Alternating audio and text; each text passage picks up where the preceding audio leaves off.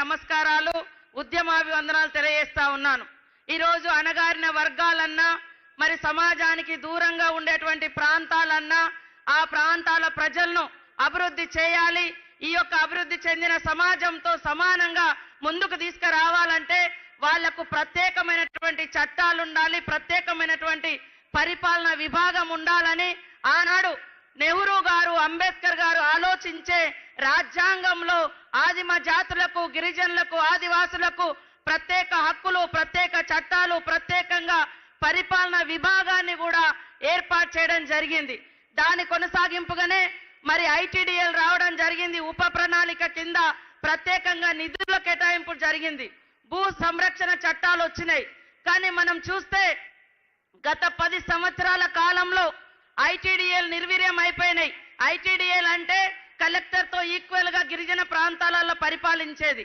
ప్రత్యేక నిధులు ఇస్తేనే ఈ ఈక్వల్ గా అభివృద్ధి చెందిన వాళ్ళతోటి అభివృద్ధి చెందగలుగుతారని మరి మన ప్రభుత్వం ఆనాడు ప్రత్యేకంగా ఐటీడీఎల్ పెడితే వాటిని కేసీఆర్ ఆనాడు నిర్వీర్యం చేసి లాస్ట్ కు ఆ భూములను కూడా కబ్జా చేసుకుంటే ఈ రోజు దానికి ప్రత్యక్ష ఉదాహరణే మా చెంచు బిడ్డలకు ఇక్కడ మళ్ళా ఇక్కడ పుట్టిన బిడ్డ సీఎం గా అయ్యి వాళ్ళ భూములు వాళ్ళకిచ్చి వాట్లలో ఇరిగేషన్ పెట్టి ఈ రోజు మరి ఇందిరా సౌర గిరి వికాసం తీసుకొచ్చి మరి అందరికి కూడా నీటి సరఫరా ఇవ్వడం జరుగుతుంది।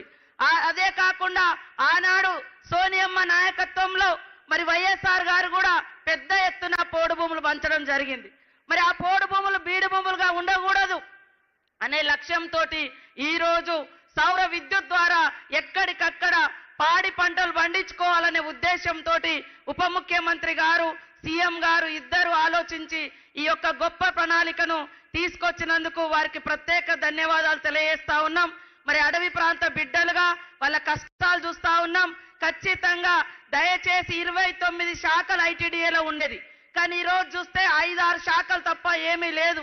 ఇరిగేషన్ లేదు, ఉపాధి హామీ లేదు, అదేవిధంగా హార్టికల్చర్ లేదు, ఫారెస్ట్ లేదు, ఏది లేకుండా 5-6 శాఖలు ఉన్నాయి। కాబట్టి ఐటీడీఏలు ఇక్కడ ఉన్నటువంటి మన్ననూరును కూడా ఫుల్ ఫ్లెడ్జ్ ఐటీడీగా చేయాలి, ఆ శాఖలను పునరుద్ధరించాలి। మరి గత ప్రభుత్వం లాక్కున్న భూములు కానీ ఉద్యోగాలు కూడా లేకుండా చేసింది। ఇప్పుడు పక్క రాష్ట్రాల్లో ఆ ప్రభుత్వం ఆలోచిస్తుంది ఈ అటవీ ప్రాంత బిడ్డలకు ఏజెన్సీ ప్రాంతాల్లో వాళ్ళకు ఉన్నటువంటి ఉద్యోగాలు ఇవ్వాలని। ఈ మధ్యనే పక్క రాష్ట్రంలో కూడా మరి వాళ్ళు ఆలోచిస్తా ఉన్నారు। కాబట్టి మనం కూడా ఆలోచించి తప్పకుండా ఉద్యోగ ఉపాధితో పాటు మా మహిళలకు ఇవాళ మహిళా సంఘాలు మహిళలందరూ కూడా అత్యధికంగా జాయిన్ కావాలి। 15 సంవత్సరాలు ఉన్నటువంటి ప్రతి బాలిక కూడా మహిళా సంఘంలో జాయిన్ కాండి, 60 సంవత్సరాలు దాటినా కూడా జాయిన్ కాండి। ఖచ్చితంగా మీకు వడ్డీ లేని రుణాలు ఒక పెద్ద ఆసరాగా ఉంటది। ఇల్లులు కూడా మీరు కట్టుకుంటే మీకు వారం 10 రోజులలో బిల్లు వస్తుంది। అప్పటిదాకా మీకేమన్నా డబ్బులు కావాలన్నా మన మహిళా సంఘాల ద్వారా ఇవ్వడం జరుగుతుంది। మనలాంటి వెనుకబడ్డ ప్రాంతాలలో మరి వడ్డీ వ్యాపారుల యొక్క దోపిడీ అత్యధికంగా ఉండేది। ఆ యొక్క దోపిడీని నిర్మూలించడం కోసం వచ్చిందే మన సెర్ప్ సంస్థ।